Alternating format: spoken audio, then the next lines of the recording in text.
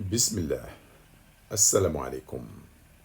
On va voir dans cette vidéo la partie numéro 2, toujours la chimie de l'examen national 2017, session de rattrapage branche PC. Mais elle est valable aussi pour les autres branches. Alors, cette partie concerne l'estérification. Ça veut dire une partie de la chimie organique. Bien.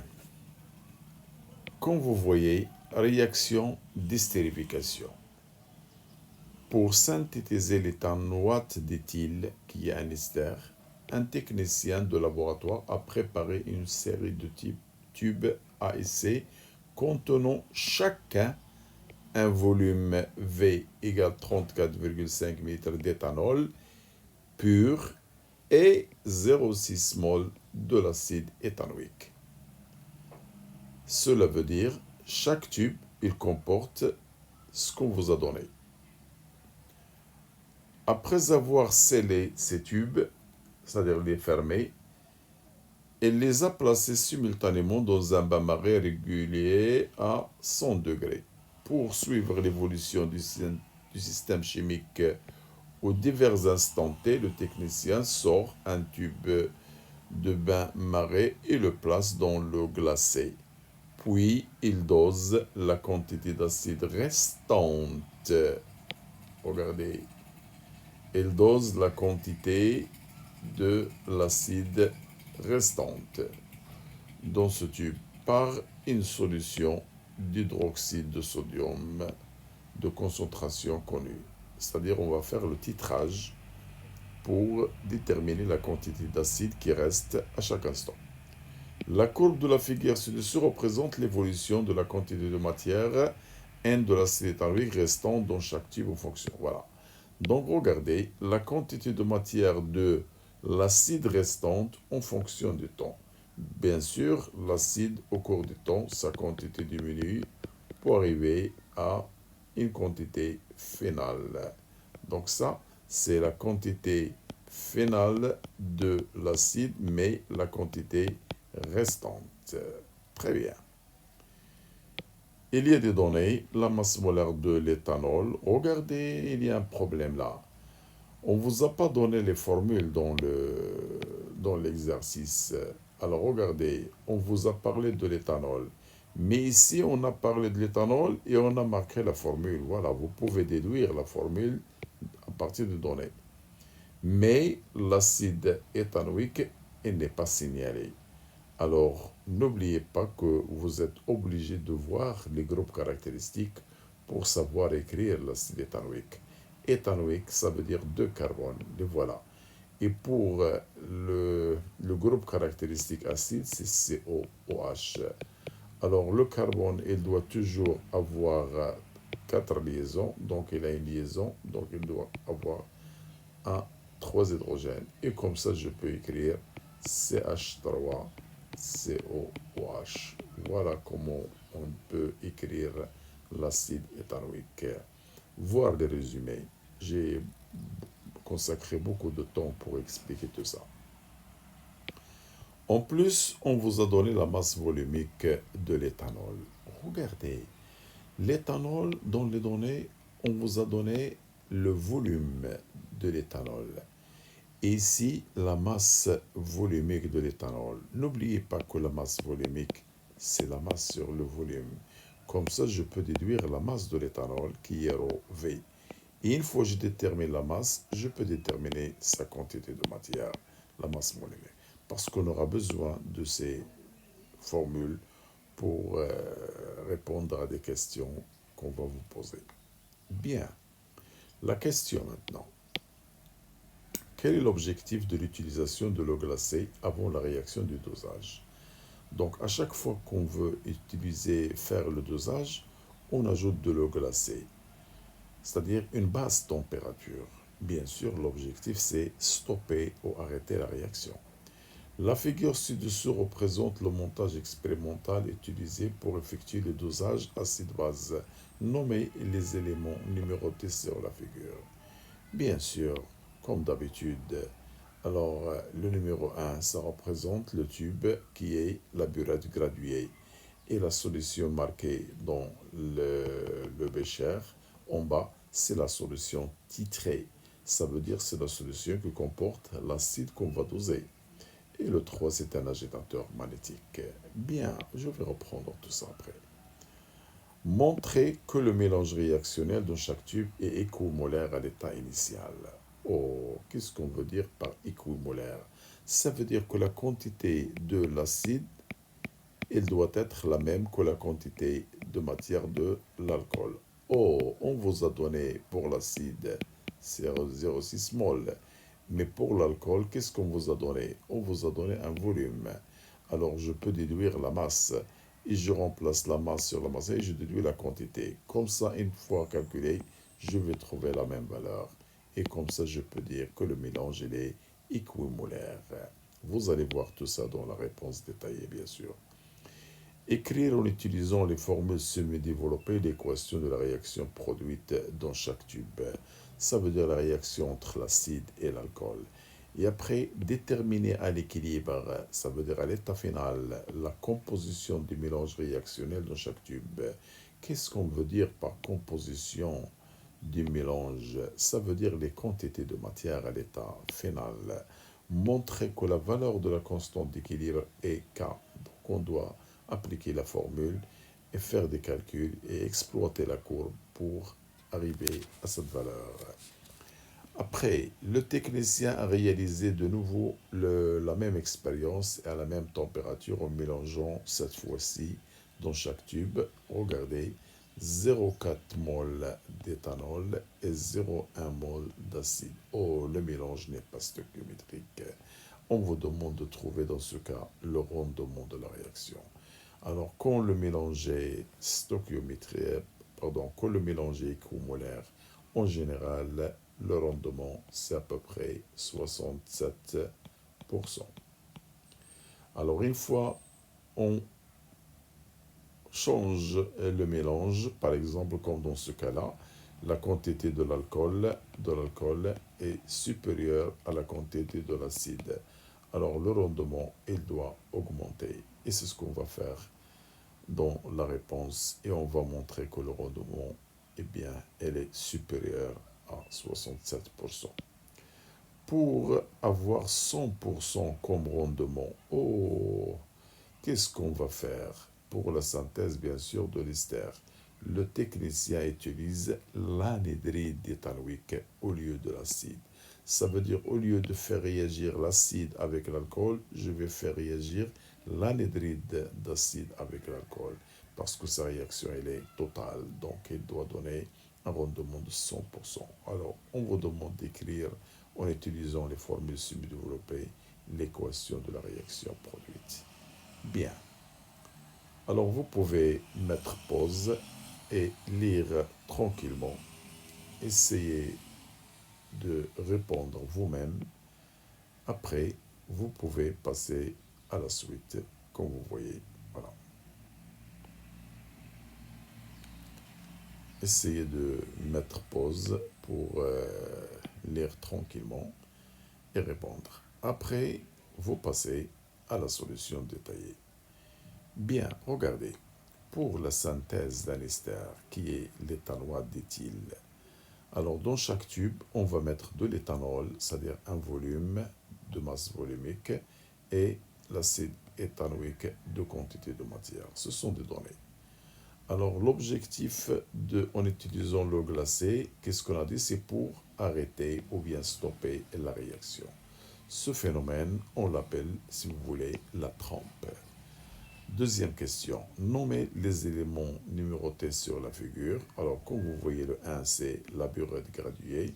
Comme vous voyez, la 2, c'est la solution titrée, c'est la solution de l'acide éthanoïque qu'on va doser. Et le troisième, c'est l'agitateur magnétique. Alors, on montre que le mélange réactionnel dans chaque tube est équimolaire, c'est-à-dire qu'ils ont même quantité, c'est-à-dire on montre que les réactifs ont la même quantité de matière. Oh, pour l'éthanol, alors la quantité, c'est la masse sur la masse molaire. Et pour déterminer la masse, c'est la masse volumique multipliée par le volume. Et n'oubliez pas que le millilitre, c'est équivalent au centimètre cube. Alors comme ça, je remplace la masse par la masse volumique qui est 0,8 et le volume et les données en millilitres. N'oubliez pas le millilitre, c'est le centimètre cube. Comme ça, je peux simplifier et je peux avoir la quantité. Oh, je la compare avec l'acide, ils sont les mêmes. Donc le mélange, il est équimolaire. Écrire en utilisant les formules semi-développées l'équation de la réaction. Regardez l'acide éthanoïque. Et voilà l'éthanol. Comme je vous ai montré dans le résumé de cours, alors l'acide, il va céder un hydrogène et l'alcool, il va céder un OH. Ils vont se combiner pour donner H2O. Et comme ça, je peux supprimer, si vous voulez, le H et le OH. Voilà. Il me reste le CH2 qui va se brancher avec l'oxygène. Et comme ça, j'obtiens CH3, CO. Regardez ce O-là. Voilà. Je vais la fixer à quoi? À C2H5 que j'ai là. Alors, C2H5. Voilà l'équation. Alors après, on vous a demandé de déterminer l'équilibre, la composition du mélange réactionnel dans chaque tube.